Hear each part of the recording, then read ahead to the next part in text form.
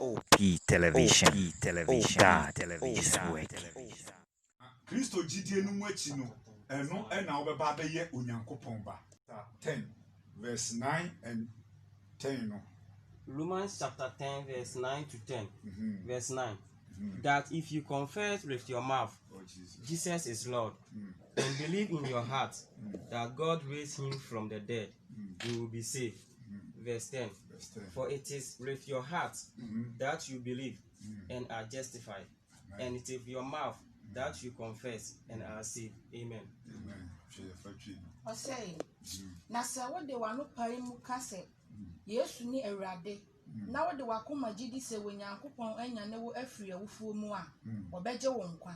Na Kumana what de Gidi, cotton in Nimu. Na nona what de parimuka, call in Quajimu. Amen. And son of a baby Yamebano, the Edikan, I just saw Yesu. Accepting Jesus. Yes. That is number 1. No. The acceptance of Jesus, no. Emma will receive Jesus Christ. And number 2. So OG Jesus Christ need you say believe that Jesus Christ died for you. I feel what the wakuma. What white didn't wakuma no baby jedi say Christ baby who at the mount. Number 3 verse 10 or say confess with your mouth. I feel what the one up mwaka. Accepting, believe, and confessing. That is 3 things. Number 1, to accept Jesus. Number 2, to believe. And number 3, to confess. That is the ABC. And to OG Yesu accept. No believe. Now number 3, no confess. And no, any man obey Christo, did not obey Yameba. And no man quadri pay. Amen. Amen. Now, sir, obey Gidia, see, Yesu no Bible. Can I say, Onyankopon do wiase no de Yesu by ma wiase nyina John chapter 3 verse 16 was said the nyame do wiase ni enti no de ne ba kro awo no maaye obi biara obagine di no onyira no wanya dankwa. Amen. Amen. Na yemra so we accept Jesus no we believe no we confess no I feel aha and na obenya the right to become the son of God. John chapter 1 verse 12. Yohanes who can send you honum say so obegidi ti asema Yohanes kan John 1 verse 12. John chapter 1 verse 12. Yet to all who receive him, to those who believe in his name, he give the right to become children of God. Amen. I say, na dodwa waje no. One now wajini dindi. Now wajini dindi. Oma wontu mi say. Onyo nyankopon. Amen. Amen. To me now what the ma won the right. Akwenya onyankopon de ma. Ene power. We believe now we believe Christo no. Waji Christo Yesu na ye kan no asem. Obi se na Christo no. Ene ni nyame asem a ye kan. Asem a de bia ye papa betina radio so come back to the Bible hour. So woji asem ni dia waji Christo. Wanji asem na wa reject Yesu. Amen. Amen. Because Roman say akoma na ye de gidi na de anu apamu e de aka akonkwanji mu. Enti say we accept Jesus, no we believe Jesus, no we confess no. The nyame de ma no say o ma the right, the power to become a son of God. Amen. Amen. Amen. Oh, amen. Amen. Enti waji Christo din wa be ye nyame ba otoa so verse 13 no say enya honam anade honam pe anade be mapa na moja de nemum eye humu ma nyankopon kasa na aye dey awowo no. Enti to become a son of God or children of God, a spiritual, a sunsun, a believer, a Christian, nyame som o Christo ni enya honam, a sunsuma de. Enti sa wo ye nyame ba, wo ye Christo ni a, wo nye just ordinary person keke. To aba wo so. Anopai ugidi a wo Christo ni ensema. Amen. Sa wo so nyanti Christo ndi a nsem fia ye de abre wa anopai faso na ti Christo di. Amen. Never ye nyame ba. Amen. Amen. Because emfasodie bebre wo so. So ube ye nyame ba emfasodie bebre wo so. Enti na anopai ye bie wani because ube nyame suma ube fa Christo a we ye the basic thing e kire ma wo de fa Christo said ye be ya ube nya nkwanche. Amen. Amen. Wo a wo nyanchi Christo ndi ye no Anɔpa yi Kristo. Anɔpa yi nidi. Anɔpa yi pamuka ɛwɔ wakoma so. Na Nyankopɔn ɛbɛgyew na wo nso wabɛyɛ nyame ba ɛwɔ Yesu din mu. Amen. Amen. Afei yɛhunu kwan yɛbɛfa so a yɛbɛyɛ nyame ba sɛ wɔyɛ gyidie kwan so ne akwanya nyame de ama yɛn. Amen. Amen. It will kind first John John said, "Me mankuma amoye Nyankopɔn ma, ne Nyankopɔn awodi nya wiase so nkunim." Enti sɛ wo bɛyɛ nyame ba mfasodie bebree wɔ so. But anɔpɛ me no bɛ hyɛ mfasodie baako a ɛyɛ bambɔ a ɛfiri Yesu mogya mu. Protection from the blood of Jesus. Amen. Amen. Now, yɛnkɔ Revelation, Yohane Adisɛm, chapter 7, verse 1 to 3. Nearby chapter 5, verse 9. But yɛni kan chapter 7, verse 1 to 3. No, ne yɛnkyerɛ mu. Ɔdɔfo ɔhaw bebree ne wo wiase. Ɛno nti ne yɛpɛ sɛ wobɛyɛ nyame ba no. Because woyɛ nyame ba a onyame protect wo. Onyame yi wo firi ɔhaw bi ɛbɛbam, amanneɛ bi ɛbɛbam, nyame firi wo firi mu. Ɛno nti ɛna yɛpɛ sɛ baabi bi a wowɔ ɛmfa wo werɛ ɛnhyɛ w'agyapadeɛ mu, w'ahonyadeɛ mu, asuman bi, bosom bi, aduro bi, ɛmfa wo ho nto so. The only thing a ɛbɛtumi protect wo na tumi amoa survival ɛwɔ this end time ɛyɛ Kristo a wagye ne di na ne mogya apam bi bɛsɔ wo so. Yes. Amen. Amen. Enti ɔhaw bi ba asase so ɛma Nyankopɔn yi n'abɔfoɔ bae so ɔmo mɛwo so asase na nka ɔsɛ yɛ mmara. But verse 2 and 3 no yentie asɛm a ani bi efiri soro etie mu ka kyerɛ bɔfoɔ no sɛ ɔnyɛ ansa na ɔsɛ yɛ naba. Enti Revelation chapter 7 verse 1 to 3. Revelation chapter 7, verse 1 to 3. After this, I saw 4 angels standing at the 4 corners of the earth, holding back the 4 rings Oh yes. of the earth. Another angel coming up from the east, having the seal of the living God. He called out in a loud voice to the 4 angels who had been given power to harm the land and the sea. Verse number 3. Do not harm the land Oh yes. or the sea or the trees until we put a seal on the forehead of the servant of our God. Amen. Amen. Ɔsɛ yɛyɛ kyiri no Yɛkyiri no. mihunu abɔfoɔ baanan a wɔgyinagyina asase mfatoro nan no so ano kurakura asase mframa nnan no mu na mframa ammɔ amfa asase so anaa ɛpo anaa nnua biara so na mihunu ɔbɔfoɔ foforɔ a okura Onyankopɔn a wɔte aseɛ no nso ano sɛ ofiri owia epu eyereba na wɔde ene kɛseɛ tie nkyerɛ abɔfoɔ baanan a wama wɔn kwan no sɛ wɔn ha asase ne ɛpo no sɛ mon ha asase anaa ɛpo anaa nnua kɔsi sɛ yɛde agyiraeɛ besisi yɛn Nyankopɔn nko a moma so. Amen. Oh amen. Don't reverate and ɔtwerɛ.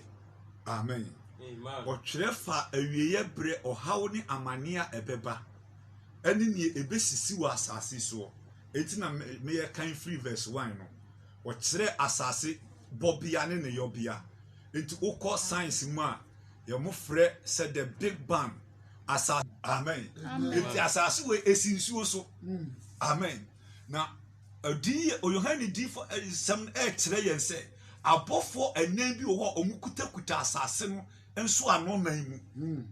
Amen. Amen. Na abɔfoɔ no ɔmo kutakuta mu no ɛnyɛ sɛ ɔmo kuta mu kɛkɛ ɔmo wɔ dwumadie bi ɔmo bɛdi. Enti na ɔdɔfo ɛwɔ sɛ wogye Kristo di asase wɔ ɛbɛbɛ wieyɛ. Onyame kasa ɔsɛ wiase ɛyɛ seconds. Oh yes. Hwɛ just a virus kɛkɛ di hwɛ de ɔde abrɛ wiase. Say ɛyɛ America, say ɛyɛ UK, say ɛyɛ German, obi adafom. Obi adafom. Una woyɛ sign, una woyɛ mass, una wosua de, una woyɛ doctor, onim de apem because bibi wɔ hɔnom. Amen. Amen. Enti ɔbɔfoɔ no ekuta asase no nso ano nan okuta sɛ mframa nan okumu kutam. Na Bible sɛ ɔbɔfoɔ foforɔ bi nso abɛgyina asase no so a ɔmo de ɔhaw ne amane to harm the land and the sea.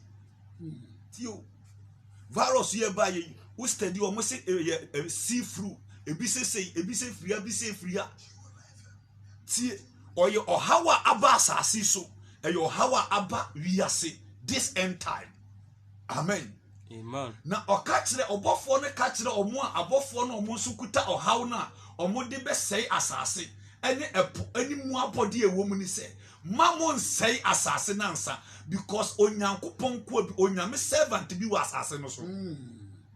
Tie. Yeah. Nyame ba na ye ka no uye nyame ba uye nyame akoa uye nyame fre uye nyame bibia enti say nyame servant ya okan ye Revelation 7:3 no say eye nyame ba agidi fo mu asem na woka enye obibia ho asem eye the believers they that have accepted Christ and was mamon hamu asase mamon say asase mamon say mutifo no me wo me mabi wo honum mo ma me fa ma sanso de ento won so asa sasi na okan ya senso de as a mark definition is the seal of a mark seal here mark obetwi your friend asenso de e na e kam se o se bibi nso Yes. ana wo de bibi aduade bi to ade bi so amen Amen. na yenhwe ebi a wonti ase yemra Revelation 5 no verse 9 ho na wo beti asem na se nsuano na oka se mamon say omo ansa na woto dwon foforo se oto dwon foforo se wo fata se woje enwoma wo fata se wo che nhoma na wubue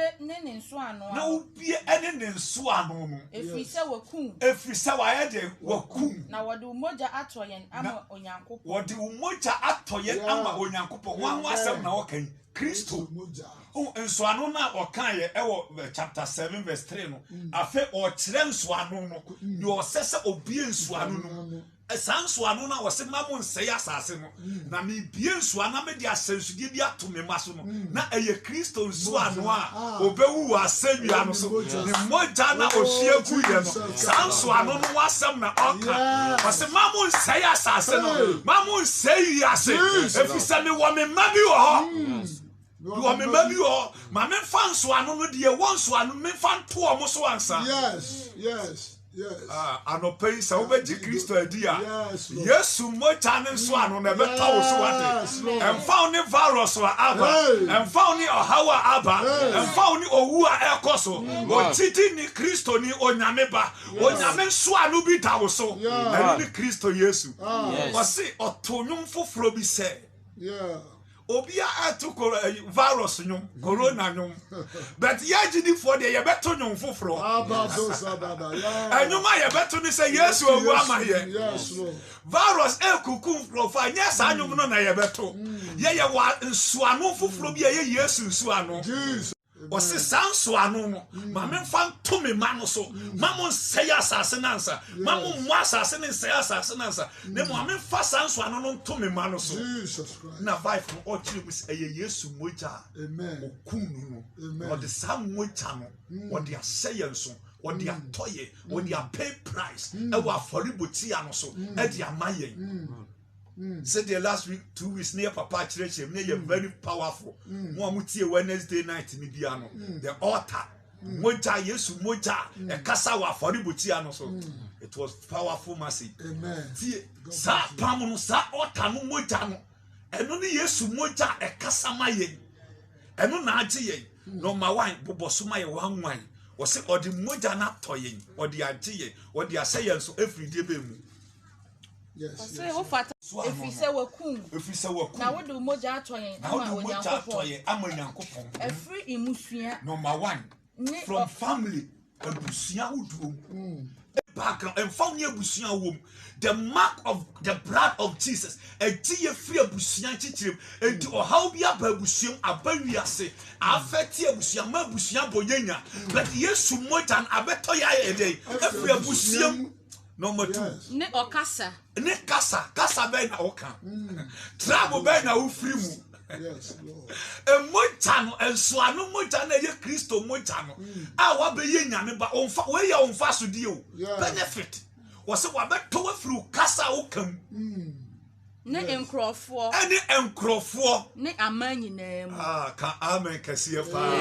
ani enkrofo people a nation enti emfa wo ne omanya uwom emfa wo ne kasa oka emota ne mutumi eye wo chefa only say obetimi accept Jesus ya Yade bi etaw so amane bi etaw so emocha no beti wafiri mu Jesus. emocha no be sane wafiri mu Amen. ene anopai asɛm a wate yi ti Kristo Yesu ne believe we say Yesu so ano taw so or how eba Israel Misrim wo mro ti Misrim but Yesu moja kasade ma omo Bible say Misrimfo ewuwu no na ntoma kokko na sen Israelfo fie kuna no ya senso de ye Yesu moja ye de see no or how about wuwu no ubekọ Israel fie no mu didi no mo nom no mo sankwan because enkwa abafie ho anopai enkwa mra ofie enkwa mra wabusia so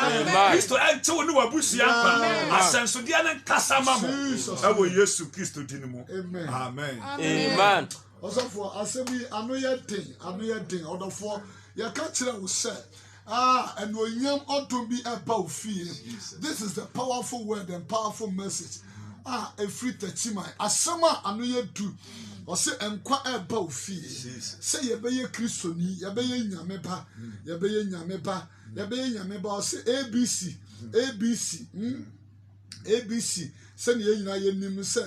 Obe accept Yesu Kristo na obe confess na obe believe sa niema we obe believe na accept Jesus and believe Jesus and confess.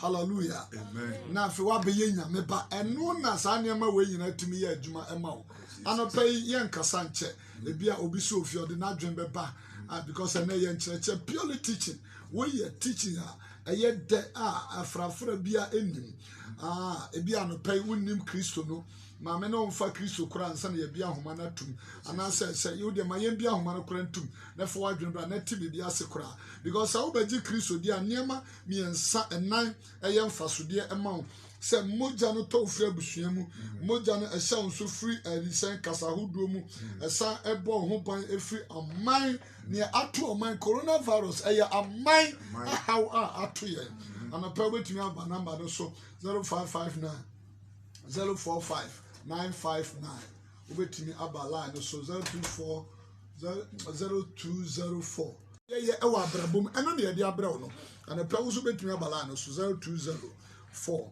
757-072 and answer 055-9 045-959. Obetumi abala no so na we de wadwen kire aba. We aya no teachings fe. Oso betumi abala no so. Asem na no ye den. Osofo, osina obofo a okura asase ano nso ano se opeso se asase na obofo bi su pie se da bi mamon se na nsa mon twa me won krofo bi a esese me nso ano no etimi so won so no se san nso ano no aye Yesu Kristo enti otonyumi se ogwama okuno ofata se woji aye yi ya me gwama Yebeli udi Mesinya miegwama na okuno ofata sawati ayeyo ya miegwama yebeli udi Titenyumo eya sama eye nyame asem Yesu Kristo fata se okoje nso ano no na ode ni moja na patama ye na sa moja no ena na otwenkante sanka abofo no esai asase ana paisa moja no bi enye sunsanso wo fie a woni wo fie asundue be ba ho se moja no be so fie a fa hodie be prawo Yesu dimu obetua bala no so ye be fa no ye no agopa 0559 045 959 obetumi abaso na ashenyame enuyam pacho mama mi hu meta ma aka na sene me hu se nipa na na be amen yes usika sawa sensa so the police for na be so ashenyame enuyam makacha musemomba buaye na yentimi ntowana ye tawana wa ye ba asem no ye de no because no kwasem ni ukwa sorry a Sunday kwasi ada no panchire chire no ene ma so no ye de o ene na ma hu ba bia wugina ene ba bia wokọ ne ne esesa wo ye se ABC no se wonni mu bia ne twa se wo ye nsiesie na wuram ansa no be ye nyame mu Bible. Yes. Amen. ɛde sɛ yɛsɛ anomakyɛ boɔ so adua so a wɔyɛ dɛ bɛyi ɔgye boɔ me so mempɛ sɛ magye boɔ nti atwa sɛ yɛgya si wɔ na yɛ nuanom so bɛtoa so ma yɛ because yɛndu baabi a ne wo sɛ bi mu so de ɔgan aba bɛhyia amen anɔpa yi deɛ yɛka kyerɛ atiefoɔ no sɛ nyame nhyira wo ebi a na wonim kristo wone me ɛmfa kristo anɔpa yi ka woedi m'akyi ka sɛ nnɛ da yi mefa kristo sɛ me kra agye nkwa yɛbɛtɔ adɔfoɔ mbatɔ nyantoro mu yɛnti wasa kristo yɛmfa ne sɛ me kra ne magye nkwa yɛmfa ne sɛ me kra ne magye nkwa mefa kristo sɛ me kra agye nkwa sɛ wofa kristo sɛ me kra ne magye nkwa dabi na sɛ wongye mefa kristo sɛ me kra agye nkwa me ne wo bɛnante ne nkwa na nyinaa awurade yesu medi hene wɔ me mu ɛwɔ yesu din mu amen afei sɔfo bɔ mpa yɛ ma yɛ anɔpa yi yɛda nyame ase sɛ wagye kristo na wafa no anɔpa yi kristo nkwankyeɛ mmra wo so